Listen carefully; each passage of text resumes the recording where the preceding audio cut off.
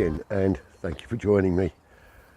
Well, lots to show you in this month's show. Just been doing a bit of pricking out of my lavender seedlings, and they're coming on nicely. We've been doing a lot of work on the stream, and I'd like to thank my son Joe for coming round and helping me with the hard work on that. It's really going to look fantastic. Also started clearing out the raised beds, getting those weeded and tidied, ready for planting out with some great crops for this year. So that's just a few of the things that I've got lined up for you in today's show. So just before we start, I'd like to say a big hello and a big thank you to the new subscribers that have recently joined the channel. I hope you're going to have some great gardening and we can grow happily together. Anyway, without any further ado, let's crack on with a year gardening for April 2024.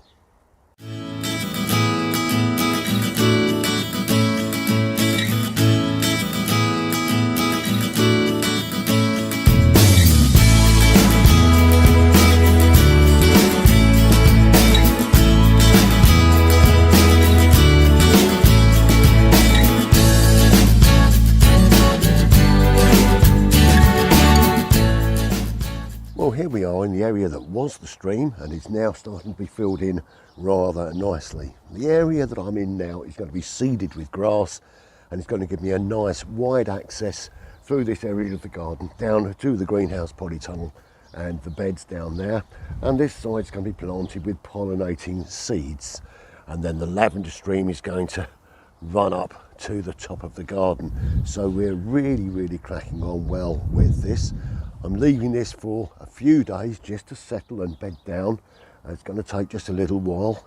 I'm going to keep walking across it, and then I'm just going to seed out the grass first of all, and then the pollinating seeds will go in the side as well. Great advances here, and my son's told me he's going to come back and help me do some more over the next few days as well, which I'm really looking forward to. Just whilst I'm in this section of the garden, time to take a breath and enjoy the beauty around us, and how this amanita tree has really flowered. It's absolutely looking gorgeous, and it's just a joy every time I walk out of the door and see the garden. It really makes me happy. I thought I'd share that with you as well. I was just passing the beautiful blossom on this peach tree, and I was reminded that one of the ladies at church asked me about planting blueberries. Now, I'm not planting any this year, but I did plant some last year. So here's a little video from when I was planting blueberries this time last year.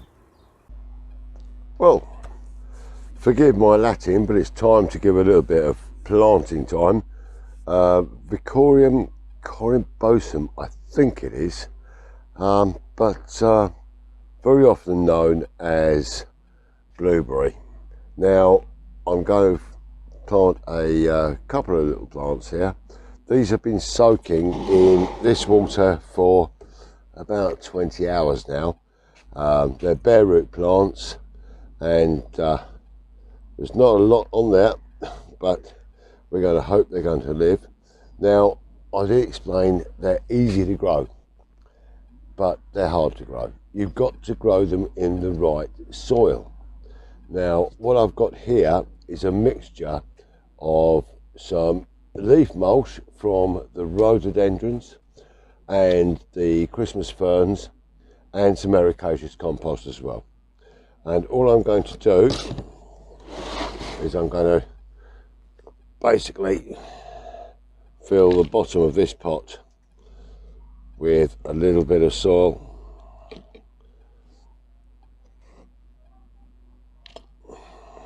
Make sure this is broken up nicely. Oh, isn't it lovely to feel the soil in your hands? Yes, lovely. We're going to pop this in here.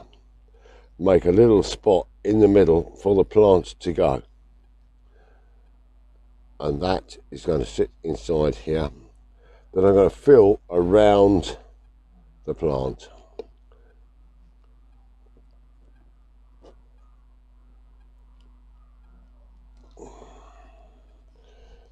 Get this nicely firmed in, and then we're going to fill that completely with this ericaceous soil. It's very important that you use the right soil for the right plant.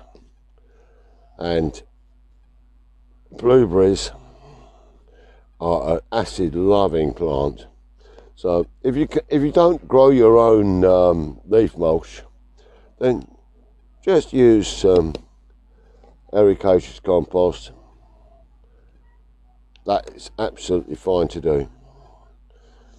And we're going to just firm that down, give the roots a good chance to grow there. Now, one of the problems that I have found with some people is that they don't fill the pot. Your pot is designed to actually come to the top.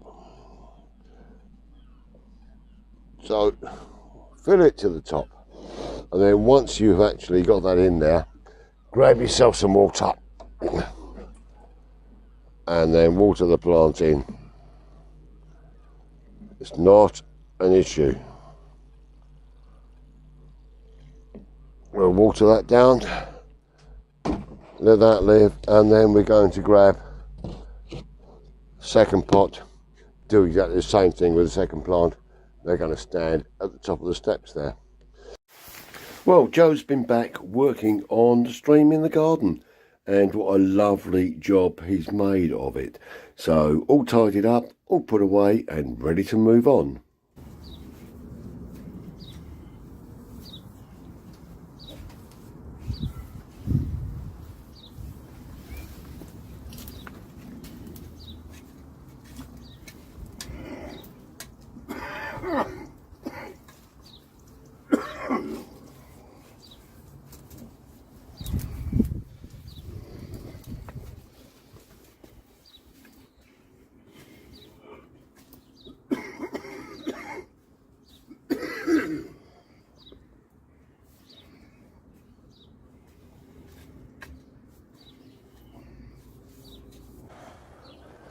Well, I've got to get these raised beds weeded and tidied and ready to take the new plants that we're growing in the greenhouse. We've got beans and courgettes and things, but I've got to get all of this weeded, cleaned, turned over, some new organic material put in there as well, and maybe a little bit of fish blood and bone just to help fertilise the soil as well. So fair bit of work to do on this bed and the two behind me to get them ready for this summer's planting.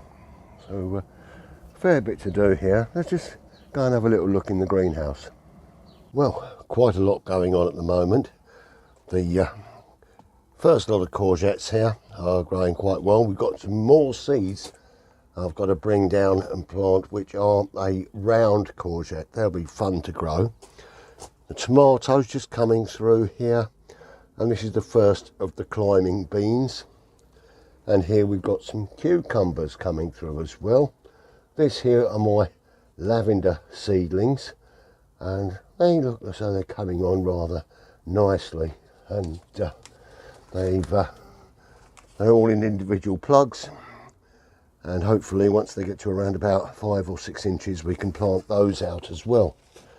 But we've got a lot more seeds to plant. Now, I don't know whether you see, these are the calcots that we planted last year.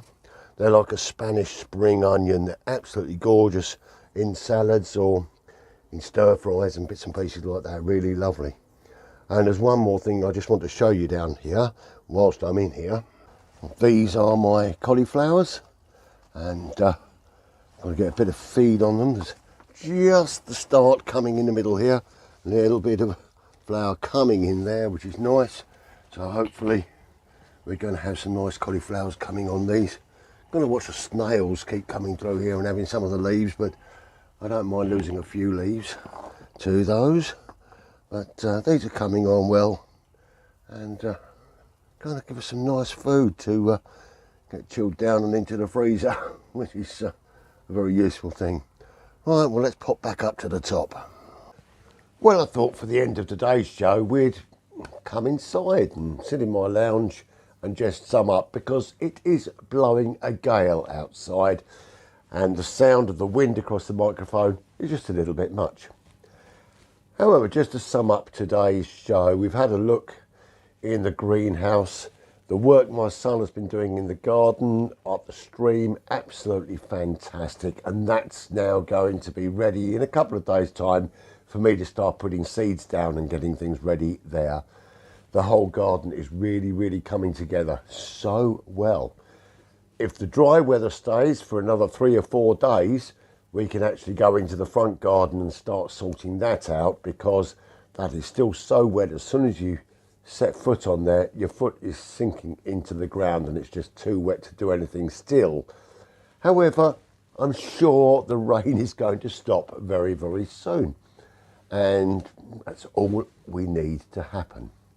So, the end of the show. Thank you very much for being with me today. Greatly appreciate it. And remember, hit the like button, hit subscribe. We need everyone on board to take this project forward. And I'm just so glad to have you with me on this little journey. It's now just over 4 years since we've been doing this little project, and it's just moved on so much. So in the next show, I'm going to bring you some of the shots from early on in the project and compare it to how it looks today, because I think the difference is outstanding. Well, that's it for now. Thank you ever so much for being with me. I'm going to leave you with my few normal words. Stay safe, stay well, be kind to each other, happy gardening, and with a small glass of Cabernet Sauvignon. Cheers. Happy gardening, everyone.